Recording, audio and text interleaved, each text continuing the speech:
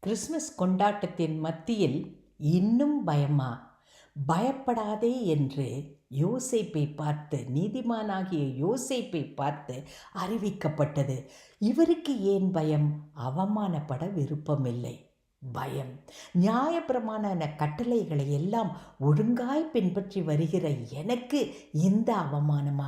மனித பார்வையில் நான் நீதிமான், மனுஷ பாஷையில் சொல்ல வேண்டுமென்றால் நல்லவன். எனக்கு இந்த அவமானமா? உலகம் என்ன சொல்லும்? உலகம் தோற்றத்தை வைத்து பேசுகிறது அல்லவா? உலகம் சொல்லுகிற வார்த்தைகளுக்காக பயமா? பயப்பட தேவையே இல்லை. உள்ளான உண்மை என்ன என்பது நிச்சயமாக தேவனால் வெளிப்படுத்தப்படும். உள்ளான உண்மையை மக்கள் அறிந்து கொள்ளும் போது நாம் வெட்கப்படவும் தேவையில்லை. பயத்தை நீக்குவோம். தேவனை நோக்கி பார்த்து உள்ளான உண்மையை வெளிப்படுத்தும் என்று கேட்போம்.